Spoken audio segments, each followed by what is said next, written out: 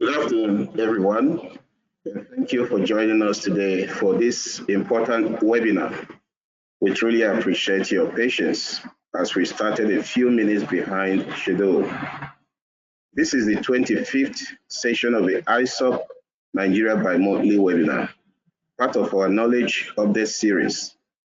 Today's session is focused on the topic Non-Conventional Psychoactive Substances in Nigeria, understanding trends and implications for public health.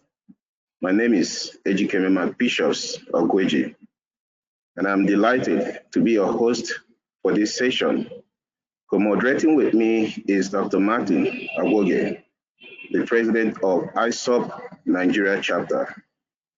We encourage you to actively participate by sharing your questions and comments during the webinar. At the end of the session, we'll address your queries. Please note that the opinions expressed by the presenter are their own and do not necessarily reflect the views of ISSUP Nigeria. This webinar is for informational purposes only and should not be considered medical advice. It is our pleasure to introduce today's presenter, Dr. Essien, who will lead us in exploring this critical topic. Dr. Emmanuel Essien is a senior consultant psychiatrist in the Drug Abuse Treatment, Education and Rehabilitation Data Unit at the Federal Neuropsychiatric Hospital, Calabar, where he also completed his psychiatry residency training.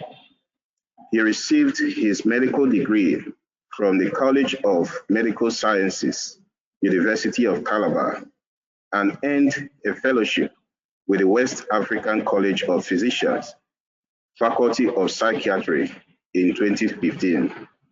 Dr. Essien has held key leadership roles, including a 5-year tenure as the head of training and research, and currently serves as the head of clinical services at the hospital.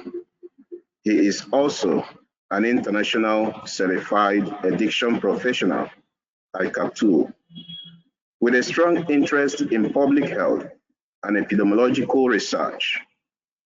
Dr. Essien completed his master's in public health with distinction from the University of Manchester.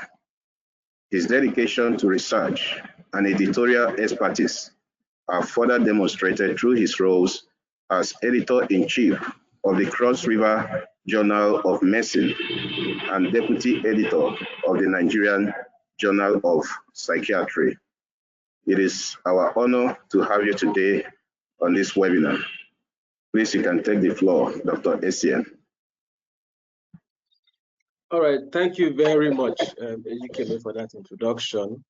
I'm really glad to be here. I want to thank ISSUP Nigeria for giving me this opportunity to speak about this very interesting topic.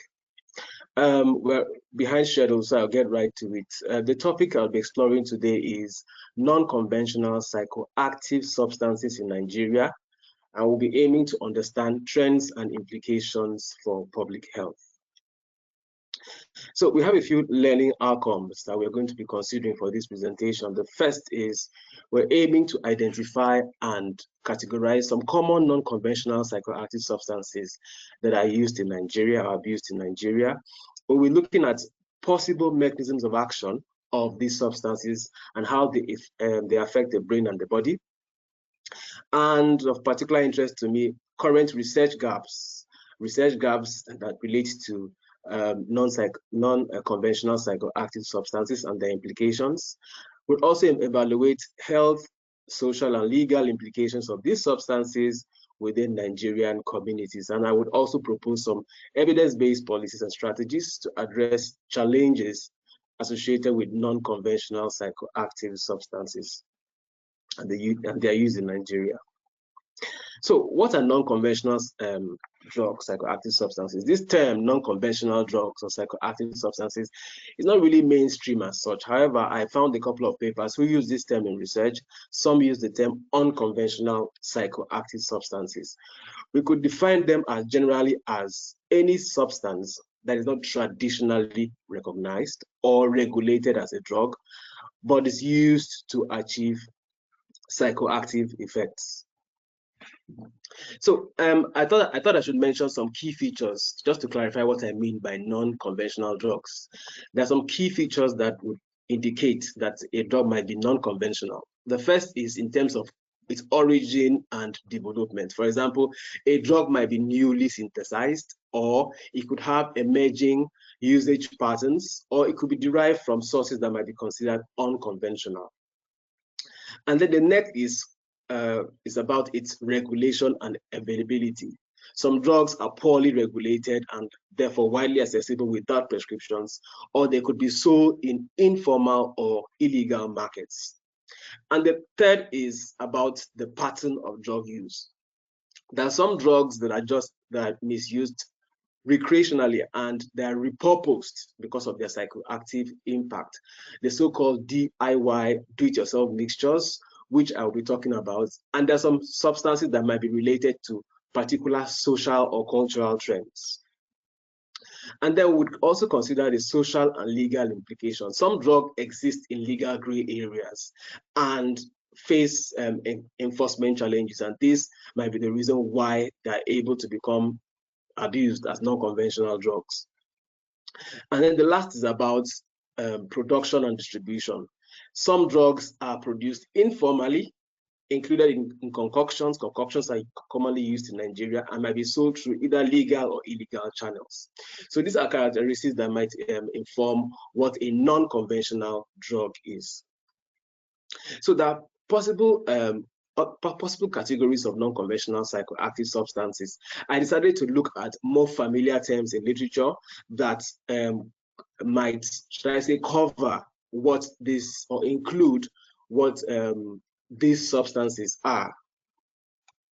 The first is a category called new psychoactive substances. Some literature call it novel psychoactive substances. So these are medications, or these are drugs, psychoactive substances that are usually synthetic compounds, and they're designed to mimic the effect of existing or known psychoactive substances, for example, cannabis, opioids, and they often are designed to, or intended to, evade existing laws. An example of this is synthetic cannabinoids. Another example is the category that is called emerging drugs. So these are drugs that the primary characteristic here is these drugs might have new patterns, increasing patterns of use, increasingly popular substances, and they're often not yet regulated or poorly regulated. And ketamine is one anesthetic drug that has existed for a long time, but in certain circles over the past decade or so or more, it's abused as a psychoactive substance. So that a change in trend might make us classify this as a non-conventional substance. Then you also have designer drugs. Designer drugs are drugs that are chemically modified.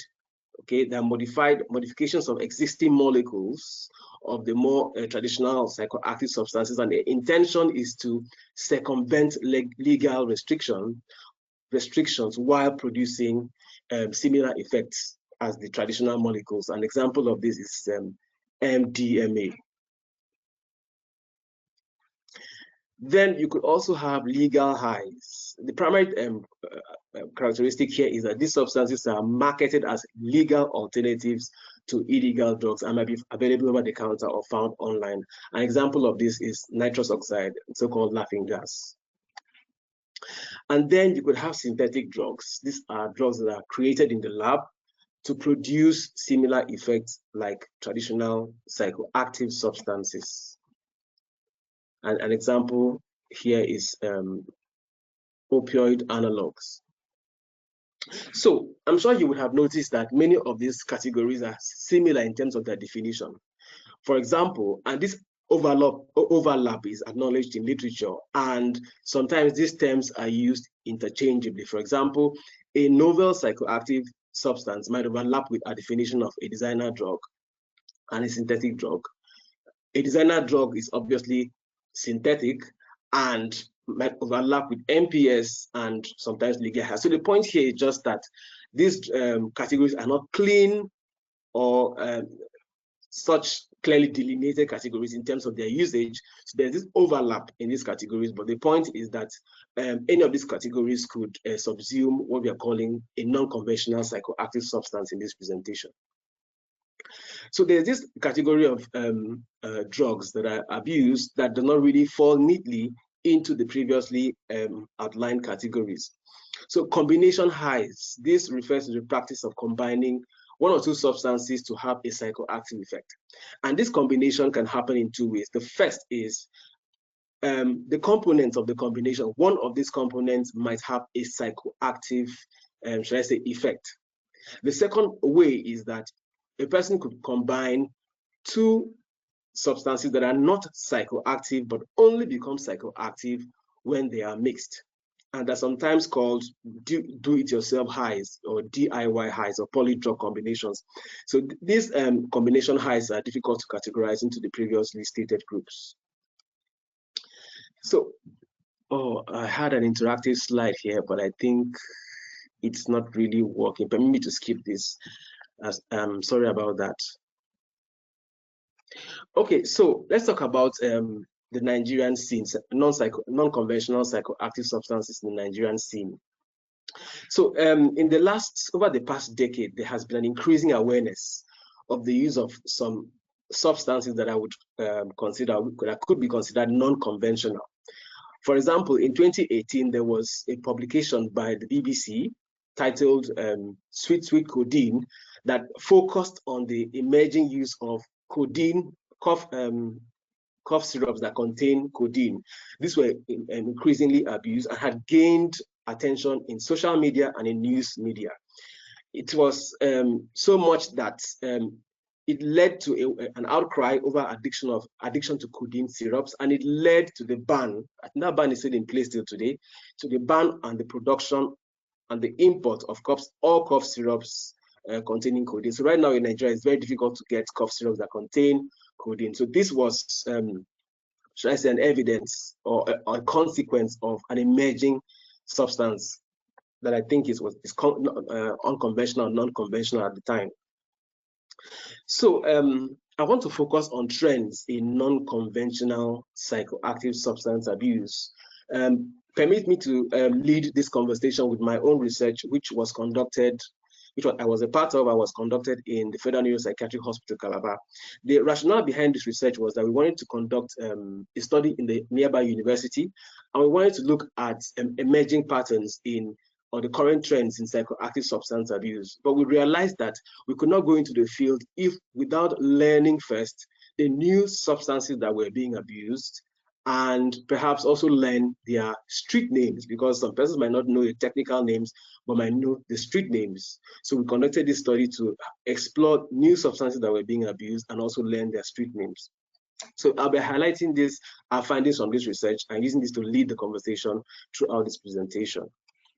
So the categories of, I've grouped the non-conventional substances using the earlier mentioned categories, and the first is emerging drugs.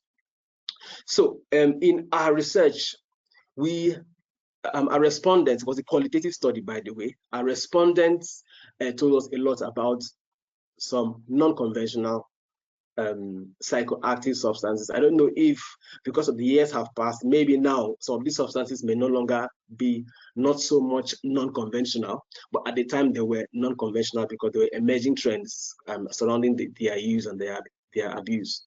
So in our research, our respondents told us about some prescription-only medication that were commonly abused in Nigeria. And we know about the Flunitrazepam, that's also what the street name is Rohypnol, Refnol, Sweetnol, or Blue Boy. Then codeine in cough syrups, I've talked about this, as well as tramadol.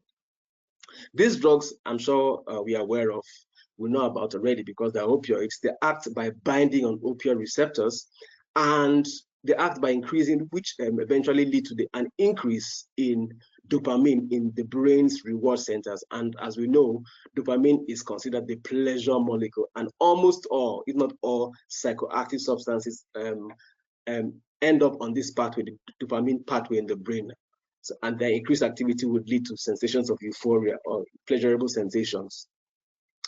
According to the Nigerian Drug Use Survey of 2018, about 4.7% of the Nigerian population, which is comes to about 4.6 million people, had abused tramadol, codeine, and morphine. These are prescription-only medication for non-medical purposes in the past year. And as far as the abuse of codeine containing cough syrups, about 2.4% of the adult population had abused these cough syrups. Some of them contain dextromethorphan, which is a sedative. So about 2.4% of the adult population had abused this in the previous year. It might interest you to know that codeine containing cough syrups have been on the list of prescription-only medication by the NAFDAC since 2012. However, they were completely banned, like I previously said, in 2018. So there's another emerging substance that I think has not really been given so much attention in research and in clinical services, and that is trihexyphenidyl. The clinicians might know this better in Nigeria, might know this as Atane. So Atane is an anticholinergic drug that is commonly prescribed to patients on antipsychotics to control some side effects that might result among these patients, commonly extrapyramidal side effects. And some people might not know that this drug also has an euphoric effect and therefore has abuse potential. Now, how it works is that when you give a person an antipsychotic, antipsychotics work by blocking dopamine receptors in the brain.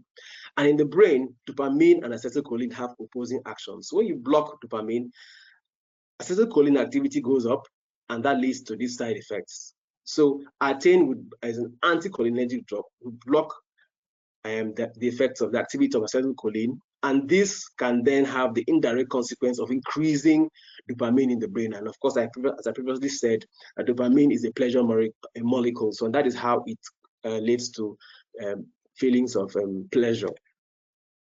So it might interest you to know that this drug is really widely prescribed in Nigeria. It comprises 25% of total prescriptions in psychiatric hospitals in Nigeria, and it is prescribed to almost all patients, 90%, close to 90% of patients who have schizophrenia. I believe the total number of prescriptions, probably more from my experience in the psychiatric hospital Calabar. So this drug is really widely prescribed in Nigerian psychiatric hospitals and are prone to abuse.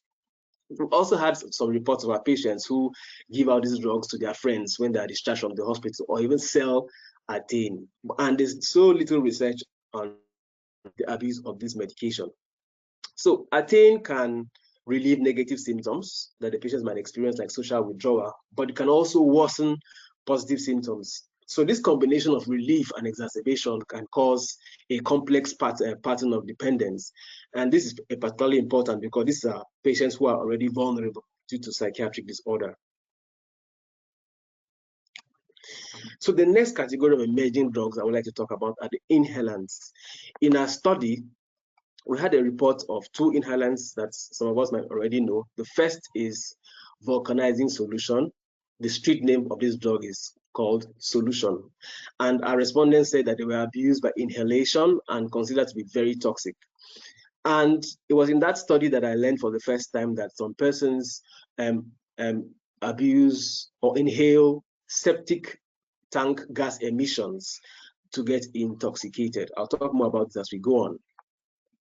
So this is a picture showing a common brand of the vulcanizing solution that is sold or marketed in Nigeria. And it's important to know that some of these drugs are used for other purposes, like I'm going to show, and therefore are freely or easily accessible. So vulcanizing solution is also called vulcanizing cement or rubber cement. Some people call it gum cement. And it is an adhesive that is used to repair rubber, but particularly used in the tire repair industry among persons that repair car tires. Now, very few studies report the use of this particular inhalant. One study in the north, among the few studies that have reported about it, one study in the north of Nigeria found a prevalence of 9.3% among the youth. Concerning the active ingredient that might lead to intoxication or that might be the reason why it's abused, vulcanizing gum has various components, but the primary solvent is the key word here, that is responsible for the reason why for its addiction potential or abuse potential are hexane, toluene, and heptane. These are common solvents in various kinds of, should I say, diluents or similar solutions that are abused as inhalants. So the mechanism of action, again, it leads to the release of dopamine from the mesolimbic system, which can cause euphoria. And it's important to note that this gum has various other constituents. So what this means is that a person might be abusing it because of one particular constituent and the effect that it has in the brain. However, they will be inadvertently or as a result taking several other constituents that are not healthy for the human body.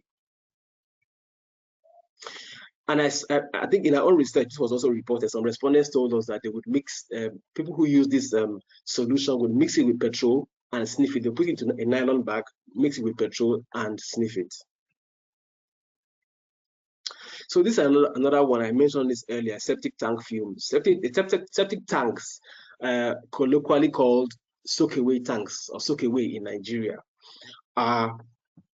these are used in households that don't have citywide sewer disposal systems. So, so the waste from the toilets basically will accumulate in these septic tanks and sink, and that's how waste is handled. So in this research, so among our respondents, they reported that some persons would inhale the gases that emit from these septic tanks. And I also found another study that's reported something similar. And this is a quotation from one of the studies. The respondent said, I also learned that they sniff soakaway gas, especially early in the morning. They bore a hole into it and sniff the gas with a tiny pipe known to them as stem. In our own study, our respondents said that they would, users would place a handkerchief over a hole. Maybe they would create a hole in the septic tanks, place a handkerchief over it, and then take a drag. In one of our own studies that we are yet to publish on Calabar, we found the prevalence of abuse of septic tank gas emissions, the prevalence of around 3%. And another study that has been published in the northern part of Nigeria, conducted among young persons, we found a prevalence of 6.2%. You might wonder what is the psychoactive ingredient of septic tank fumes or gas emissions. Sewer gas contains the primary gases that are contained are hydrogen sulfide, ammonia, carbon dioxide, and methane. However, it's not really clear which of these is responsible for the psychoactive effects. However, the most likely culprit is hydrogen peroxide, and this is thought to be the most likely psychoactive component that is present in septic tank emissions, gaseous emissions. And like I said previously, they're not really traditionally psychoactive, but they are irritant, neurotoxic to the brain, and cause hypoxia. And this might explain the feelings of lightheadedness that is experienced among persons who use these gaseous emissions. And then I also found a report where, similarly, some persons would collect urine in let's say in a plastic bottle and keep it for some days. They call it 5-day-old urine or 10-day-old urine, and this would produce the same gases, and this would be inhaled as a form of psychoactive substance. Then the other emerging inhalants that are worth mentioning. The first is nitrous oxide, laughing gas, which is increasingly being abused by Nigerian youth, especially in parties. This is very toxic to the brain, can induce psychiatric orders, and can even lead to death. And last year, there was a clampdown by the NDLEA on illicit sales and non-medical use of this substance. And there are other substances. Petrol has been inhaled for a very long time, and I included it because I believe it is not really a focus as such of research or clinical services. So I think it's a worthy mention. And then we also had I also found that tear gas is abused as an inhalant by some persons, but the research did not really give much information on how tear gas is abused, how is it prepared, as it were, in quotes, to be abused. We didn't really have much information about that. Then another solvent, just like the rubber vulcanizing solution, another solvent that is abused is called methylene chloride. The street name is soak and dye. It's a solvent that is used for paint stripping, cleaning, or degreasing processes. So I guess you're wondering what the picture of a lizard is doing on your screen, but lizard dung is also among the non-conventional psychoactive substance. People in our own research, some of our respondents gave this report that some persons lick or smoke the whitish part of lizard dung, but as was a qualitative study, so we could not really say anything about the prevalence. But I found a prevalence of about 10% among persons in the previous study, among persons in a transport terminal in Abuja, Nigeria. In our own studies, our respondents told us that the method, should I say, that is used to take in this substance, that some persons mix lizard dung, the whitish part, with lacacera. Lacacera is a carbonated drink that is sold in Nigeria. And this has been confirmed by another research as well. So there's very, very limited research on this particular psychoactive substance and its active ingredient. However, the whitish part of lizard excrement is rich in uric acid. Uric acid in itself is not psychoactive, but when it decomposes, it produces ammonia, and ammonia might have some psychoactive impact, but it's typically a neurotoxic effect on the brain if inhaled in significant quantities. As you would expect, this is a highly dangerous practice, and inhaling lizard dung might expose a person to harmful bacteria and might lead to other respiratory issues. Then I also want to talk about some plants that are abused in Nigeria. Two plants I want to focus on: datura, metel, and papaya leaves, or pawpaw leaves as we call it in Nigeria. So this is a quote from our own research that we published. One of our respondents said that datura metel, it's as you can see in the picture, it's a leafy green fruit and a spiky fruit, and it's called the witch's garden egg, which I think is a street name. And it's just like garden egg, and if you eat it, no matter the quantity, it will make you very high. And that some person would ferment it with water or alcohol for 1 or 2 days and take it, and that it was described as a weed that grows on its own. Now, according to, this is a news report that shows that this particular substance, when mixed, as I have described, it's called gegemu, and its use can lead to hospitalization and a fatal outcome. So this plant is indigenous, especially in the northern part of Nigeria, where it grows as a weed. But even in southern part of Nigeria, even in Cross River State, I've gotten reports that it grows in the wild as a weed. And in some parts of northern Nigeria, this drug is the most abused drug. But unfortunately, I do not think this drug has been researched enough in Nigeria. We focus on the more, in quotes, popular ones, but this drug has not really been a focus of research attention or clinical attention. The mechanism of action is that it contains various alkaloids that are sedating and have various other properties, for example, antispasmodic properties. It causes euphoria and increased energy. And also, at higher doses, it can cause hallucinations, making people see things that are not really there. The next category of non-conventional drugs is the new psychoactive substances that I said some people call novel psychoactive substances. In our own study, our respondents reported about this, and the street name was Colorado. So our respondents told us that this particular drug is not grown, but it is synthesized in a lab. So this is actually a synthetic cannabinoid compound that is sprayed on leafy green materials for smoking. So basically synthesized or synthetic cannabis or cannabinoids. And it is classified as a NPS and marketed under various brand names in the market. It is highly addictive, as I'm able to give more information on that, and can have severe and occasionally life-threatening consequences. Unfortunately, this psychoactive substances is largely unresearched in Nigeria. Most studies that I found just listed it as a type of cannabis without going deep at all into exploring the nature, or should I say the constituents of this psychoactive substance.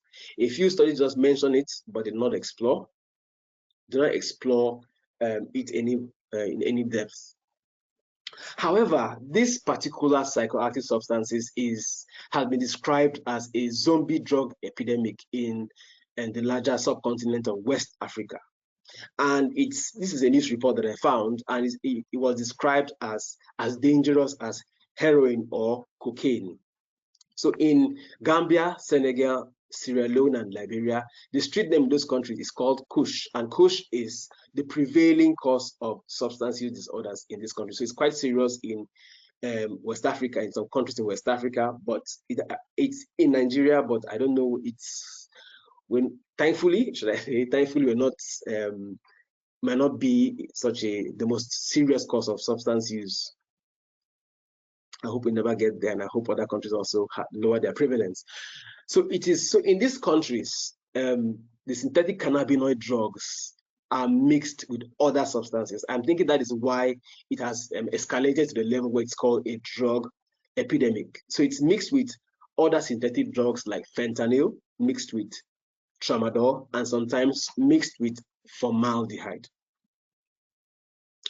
So in this table, I'm basically trying to show us a comparison between THC, which is the primary constituent of the regular or the natural cannabis, and synthetic cannabinoids. What I want us to note is that regarding the potency,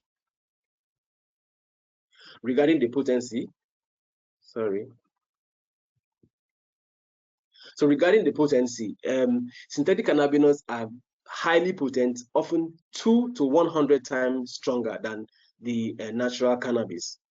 Also, whereas THC, which is the primary constituent psychoactive component of cannabis, is relatively safer with milder side effects.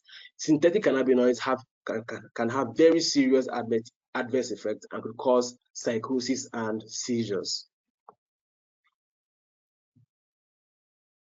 So I would like to talk about some combination highs. There is, in our research, we had some of our respondents told us about persons who mix Coca-Cola, I'm sure we all know Coca-Cola, and Emzoline. Emzoline is a brand of cough syrup that is sold in Nigeria. Some persons mix Lacasera, another soda that is sold in Nigeria, with Tom Tom. Tom Tom is a candy, a methylated candy that is sold in Nigeria. Some persons mix cannabis and formalin. Formalin is used in the morgue to preserve bodies. Some persons mix cannabis and gamalin 20. Gamalin 20 is an insecticide. It's called lindane. That's the chemical name. Some persons also mix Coca-Cola and Maggi cubes. Maggi cubes the active ingredient is monosodium glutamate, and it's a very common ingredient that is used in Nigerian cooking. So I'll be looking at a few of these combination drugs. The first is Coca-Cola and Emzoline syrup. So in our own study, like I said, this was reported, and Emzoline syrup is a cough syrup that is available in Nigeria, and it has variations in its constituents, but the primary ingredient is diphenhydramine hydrochloride, which is an antihistamine with sedating and anticholinergic properties. So in high doses, it can become psychoactive and can cause euphoria, hallucinations, or other altered states of consciousness. Now, you might wonder why people would prefer to mix or would like to mix Coca-Cola and this syrup. And there are many possible reasons. The first is possibly to improve the taste. So if you mix it with Coca-Cola, mixing cough syrup with Coca-Cola might improve the taste and make it easier to consume larger amounts. Secondly, it's possible that Coca-Cola's carbonation might increase absorption in the stomach, and therefore increase absorption of diphenhydramine into the bloodstream, leading to quicker effects. The third possible reason is that the sugar in Coke can lead to an energy spike, which might amplify feelings of euphoria. The next is there's a possible interaction between Coca-Cola that contains caffeine, which is a stimulant, and the cough syrup that contains diphenhydramine, which is a sedative. So this stimulant-sedative interaction can cause some kind of mixed state that might be seen as or experienced as pleasurable. And then there are also social and psychological factors that might drive their combination. For example, mixing these might create the perception that this mix would lead to a unique or a more intense high. And the other one I want to talk about, which personally I find it quite intriguing, is Lacasera and Tom-Tom. Lacasera is a fizzy drink, a carbonated soft drink in Nigeria that has apparently very innocent and non-psychoactive substances. And Tom-Tom is, like I said previously, is a menthol flavored candy. These two on their own are not psychoactive, but there are reports, enough reports, including my own study, that where our respondents said that these two were mixed to achieve a high. Again, the possible reasons plus the placebo effect is also a possible reason. So persons are expecting that when they mix these two things, they will get high, and for that reason, they experience a high, even though these drugs, as far as these substances, as far as their chemical molecules are concerned, they're not psychoactive. It's also possible that two non-psychoactive substances might together have a unique metabolism and lead to unexpected psychoactive metabolites. So this combination, so that you can have interactions between the molecules, and then you can also have. It's possible that the sensation of the menthol cooling effect on the tongue or on the mouth might be a strong sensation that people might, in that state, with that mind of expectancy, think it is or interpret it as a psychoactive effect. And then another possibility is the sugar rush that a person might experience when you're drinking a fizzy drink. So that might feel, in that state of expectancy, a person might experience that as a psychoactive effect. Social context is also important, and also it's possible, that's why research is needed, it's possible that some other additives are put into this that we're not aware of that might explain their psychoactive effect. So the other non-conventional substances that I just want to mention, I'm not going to go into them because of time, but there's so many non-conventional substances, and I think that one of the primary drivers is poverty. So, and their ease of access that might drive the resort, especially by young people, to non-conventional psychoactive substances. So there were reports of boiling and drinking the water from used sanitary pads, and the abuse of moringa plants, a plant that is native to some parts of Africa. The report of codeine diet, so another mixture of codeine syrup with Coca-Cola or other things that are added. There's gutter water. Gutter water contains sometimes up to 4 or 5 psychoactive substances: tramadol, codeine cough syrups, cannabis, rohypnol, etc.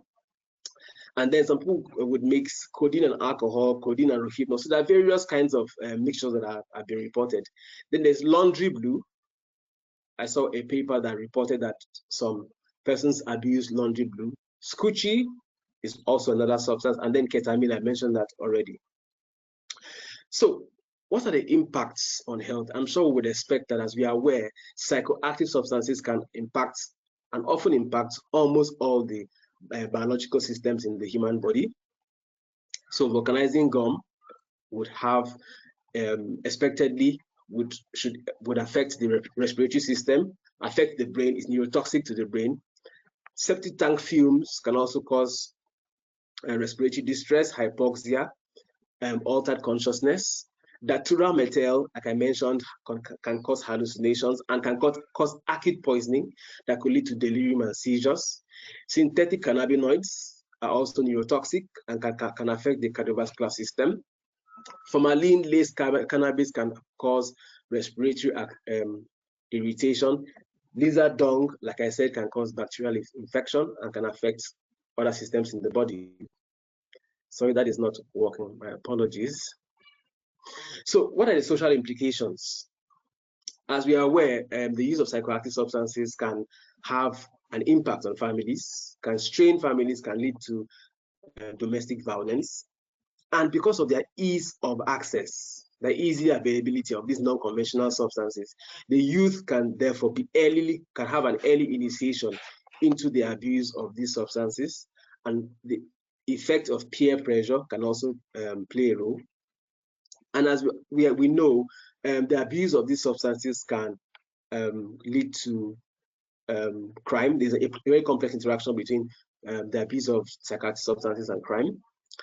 And then people that abuse these substances can suffer marginalization and stigma, which can lead to difficulties with reintegrating them into the society. And there can also be some normalization of abuse. For example, there appear to be a subculture among the youth of abuse of codeine and other substances that are mixed in various ways. So what are the implications for healthcare services? So the use of these non-conventional substances poses a challenge to the detection, diagnosis, and treatment of the use of these substances. And many healthcare professionals might be unfamiliar. I mean, our textbooks might not really speak a lot about these non-conventional substances. So we might be unfamiliar with these substances and how to manage them, and this could lead to delayed or inappropriate care. For example, synthetic cannabinoids are not detected by common drug screens. So you see that this makes it difficult to detect in the hospital setting or even in legal settings where a screen might be necessary. And then we need to have training programs. If we do not have training programs that would expose health workers to these emerging drugs and unconventional substances, that might have implications for healthcare services. So legal implications. So these drugs usually exist in legal gray areas. That there are drugs that are non-conventional, that are easy to access, and legislation might find it difficult to adapt quick enough to cover many of these drugs. So, like I said, similarly, it's difficult to prove that a person might be using, for example, synthetic cannabinoids because they evade standard drug screening processes. And then there are important gaps in research. So these drugs that are constantly changing in terms of constituents and their type. So it's might be difficult to develop effective interventions. This is a quote from Daphne Moffett, the CDC director in Sierra Leone, and she said that before appropriate interventions can be developed, we need to know what materials are inside kush. So one challenge I think we have in Nigeria is that a lot of these substances, we do not know their constituents. And if we do not know what's in the substance, it might be difficult to really treat effectively persons that abuse these substances. So, for example, talking about some of these substances like soakaway fumes, septic tank fumes, or lizard dung, is poorly understood the biochemical pattern. I only try to, guess or give an informed perspective on what I think is the psychoactive substance, but more research is needed to elucidate the psychoactive components of these substances and their mechanisms. Exact composition of many of them are unknown, and we have inadequate population studies on non-conventional psychoactive substances. And then if we do not have enough studies, especially long-term studies that follow up people that have abused this substance for a long time, then we don't really know about their impact, their health outcomes on physical and mental health, and even their social impact. So there's little or no evidence for detoxification. There's little evidence for detoxification and counseling that will be required for these substances. Okay, thank you so much, Dr. Essien. Time is no longer on our side for such a thorough and insightful presentation on this critical issue. I believe that your expertise has shed light on the trends, the challenges and implications of non-conventional psychoactive substances in Nigeria, which is already a significant concern for public health and safety in Nigeria. And as you highlighted, the growing prevalence of these substances calls for a very collaborative approach which involves the public health professionals, law enforcement, educators, and community stakeholders. If every hand comes on deck, we can address the knowledge gaps and develop effective interventions to mitigate the risk posed to individuals and society. So at this juncture, we are going to take some few questions as time will permit us. And the first question that we have here is coming from Tim Glockman. Tim Glockman is asking a question that the statistics for analgesic use like tramadol seem quite high. Could it be that it is being taken as a self-medication by people who cannot afford or access conventional medical treatment? Is this about the codeine containing cough syrup? I think that's the one we talked about. Okay. Or should I read the question again? Yeah. He's asking, he said that the statistics for analgesic use, like tramadol, seem quite, okay. Yeah, tramadol. Okay. And he's now asking if it could be that it is being taken as self-medication by people who cannot afford or access the other drugs, the prohibited drugs. Okay. Okay, thank you for that question. So for tramadol, first of all, tramadol is a prescription-only drug.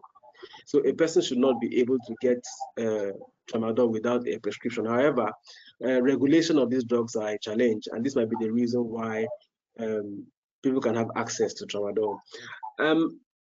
Yes, so the issue here is it's self-prescription.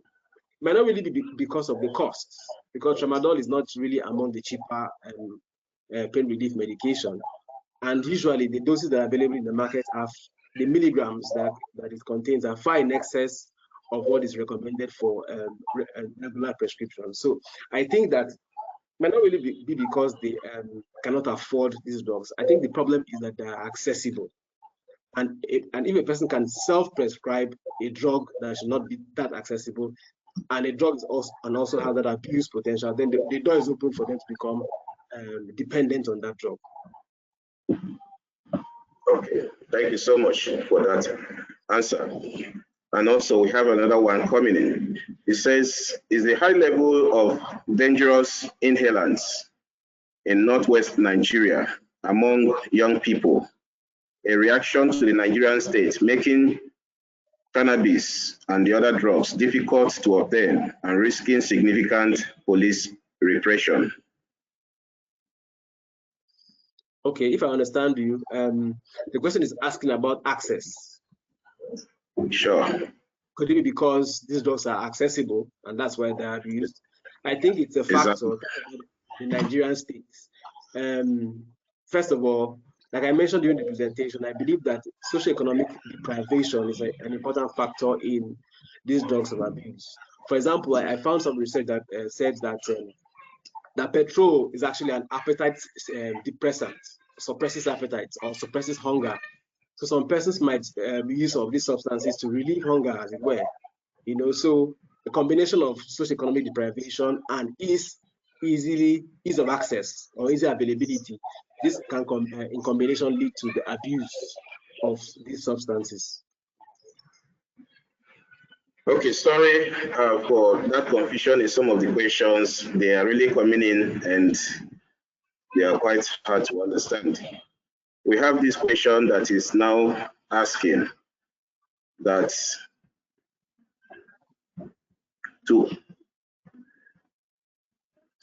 given that codeine syrups are now illegal in Nigeria, its manufacture and distribution are dependent on organized crime, whereas inhalation can be sourced without organized crime. To what extent is the activity of organized crime in Nigeria a significant factor in emerging patterns of drug use?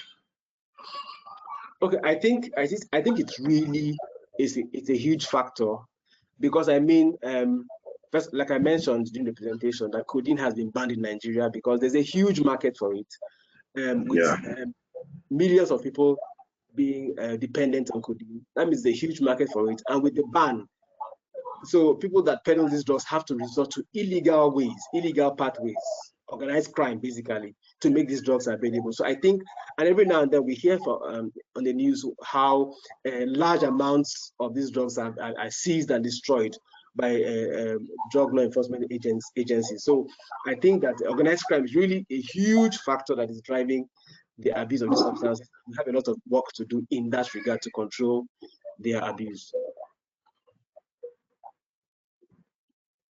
Okay. Okay. We have another one that is now asking, since some of these psychoactive substances, research has not been able to provide their content and the extent of harm they present, how can we effectively address them? Yes, so one of the objectives of this presentation was to highlight the research gap. I think just like in countries like the Gambia, where Kush, the synthetic cannabinoid, has been studied, and they're able to say, okay, at least to some extent, they can say what is expected to be the constituents. But in Nigeria, I could not find any study that said, okay, synthetic cannabinoids could be mixed with this and that.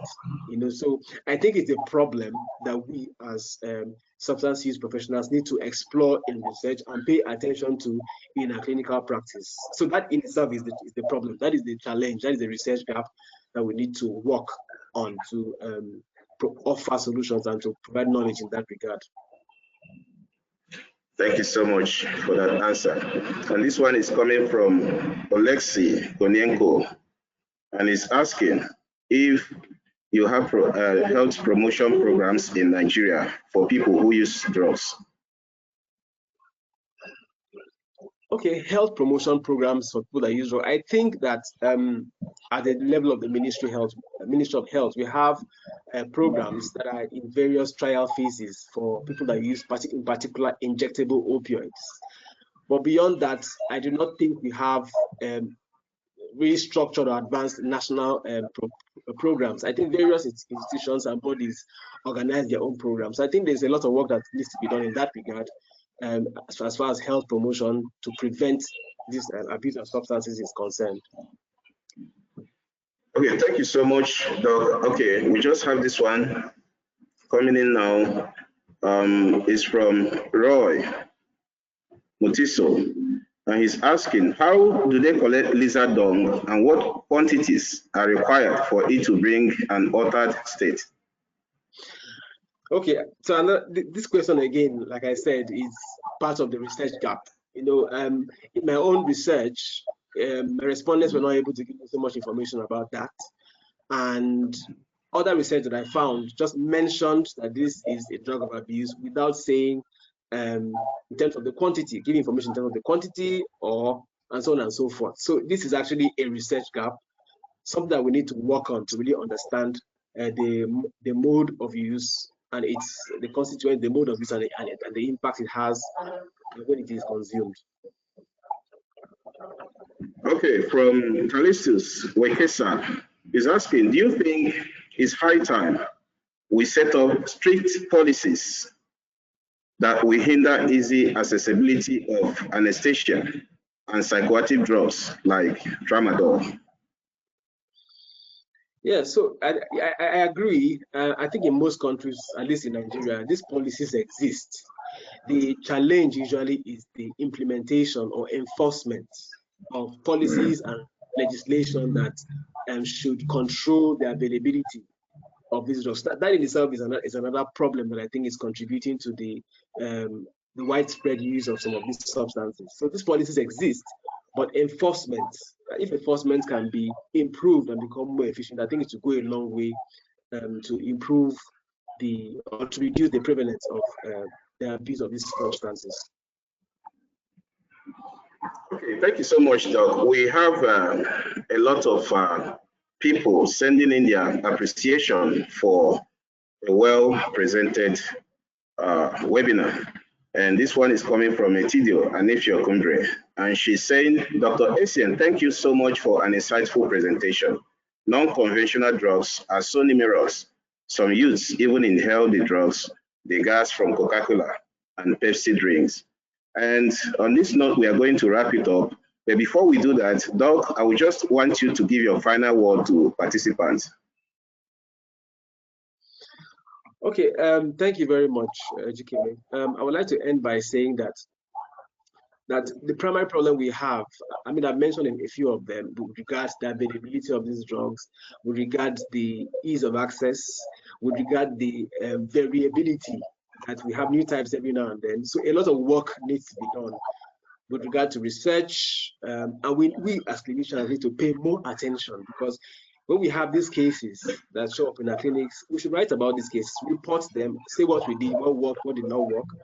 And I think at the national level as well, organizations, both governmental and non-governmental organizations, have such a huge role to play to better inform the Nigerian public about the dangers of any kind of drug abuse, and to implement policies and strategies, including legislation as well, that will go a long way to curb the use of these substances in Nigeria.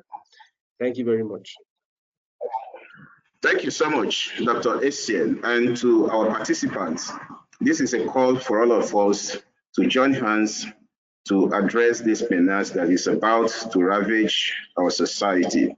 And this is the size of it for today's webinar. And of course, the last for 2024. See you in 2025, and keep working hard to see that the society, our society, is free from drug. Bye-bye.